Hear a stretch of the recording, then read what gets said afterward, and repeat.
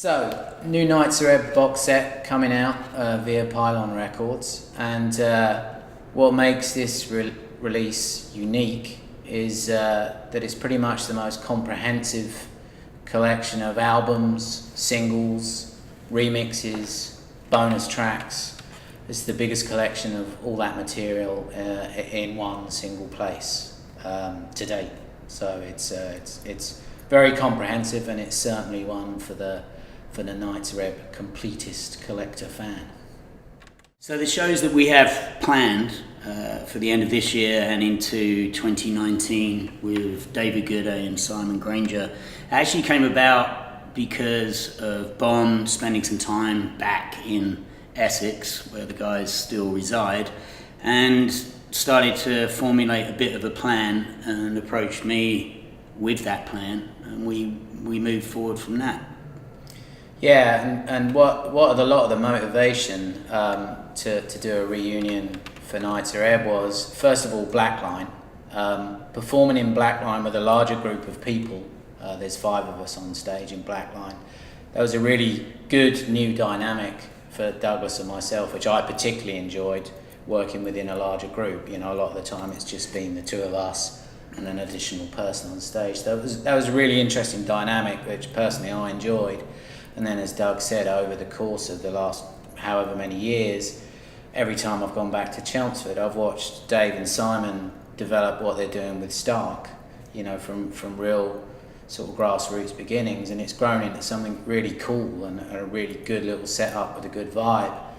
And so just those 2 things sort of added up to an obvious answer, really. You know, a desire to work with more people in general. Well, you know, there's 2 extra people there, and obviously they are original members of the band, so that was a no-brainer. And then incorporating a lot of how they've approached it into Nitzer Ebb made that feel like a viable reason to get back into the Nitzer Ebb live shows, which would be, you know, fresh, a lot more relevant to today, but most of all fun. You know, the 4 of us getting back together and doing it in a little more improvised way. So really the motivation is down to Blackline and Stark. So in terms of rehearsals with Simon and David back in the UK, in Essex, Bon had a initial, like he was saying, initial period of working with them and Stark, so had a pretty good idea of how he wanted, specifically David, but Simon as well, to put together new ideas of how to present classic Nitzer Ebb songs. I was over briefly and was able to be in the studio with the guys to do a special recording of an Iggy Pop track that will be coming out as a charity single later in the year. And the level of excitement and just general pleasure between all of us working together again is pretty high. But Bon's actually been with the guys in a studio rehearsal type setting. Yeah. I mean, first of all, you know, we are old friends. Old. We're old and we're friends.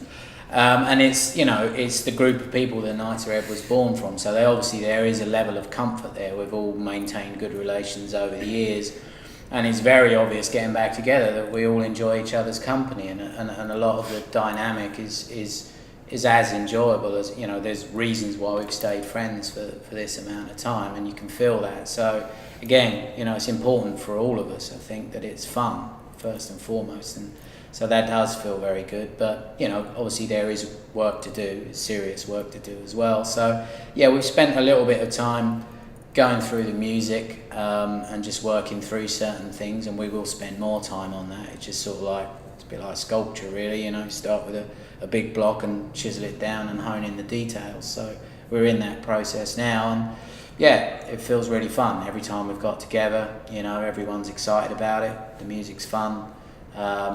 You know, we've yet to all rehearse together, so it's been, you know, Doug in the studio on the charity record, me going there to work through with Dave and Simon on certain things, and then occasionally we've all got together for interviews or photo shoots or whatever in Chelmsford. So that is a little strange after all these years to all be back working together, but it's also, you know, it's exciting, and it just feels right. It feels like the right time, and it feels comfortable as well. So. Yeah, and it has to be Chelmsford in so many ways. I mean, it would feel absurd doing it even in London, but certainly doing it in LA, where Bon and I live, it would not be what we're trying to achieve with the project.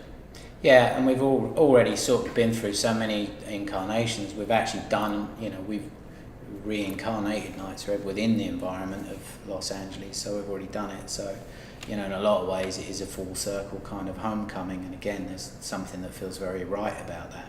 So yeah, it's strange, but it's enjoyable. There's going to be a premiere of the So Bright, So Strong video, which was, I would imagine, the first video that we shot. And it was indeed shot by our old manager, Chris Piper. And my recollections of that and most other things from that era are incredibly vague, other than that, we did a lot of stuff homegrown in Chelmsford at the time. We'd make our own posters, we'd go out and do our own flyering campaigns. We were very proactive.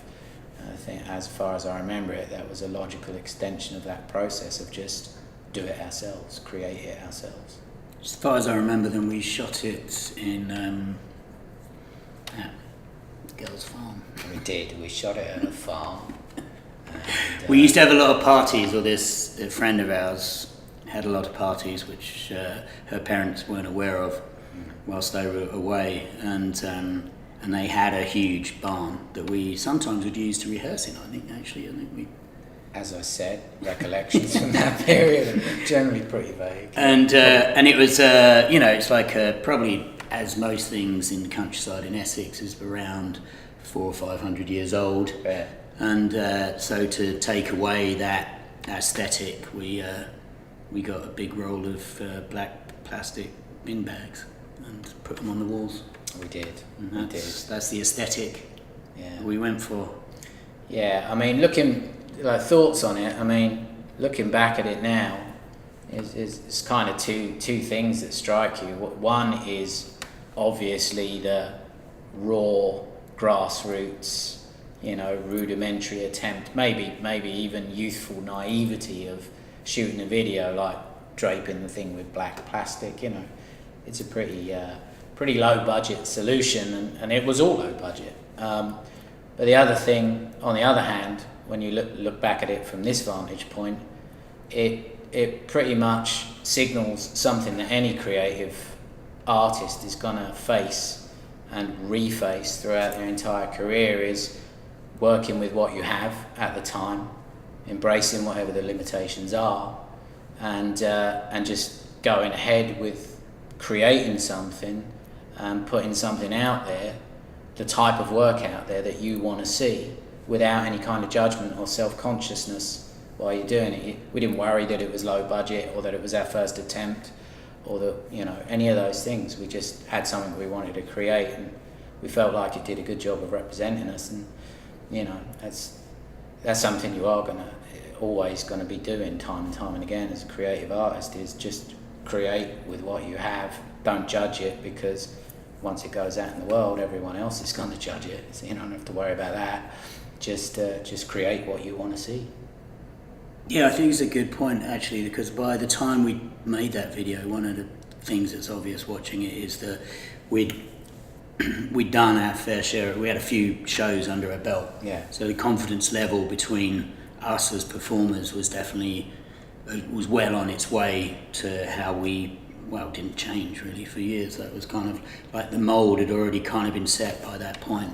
And I think that is a very good documentation of us getting to that point of performance. Yeah, for sure.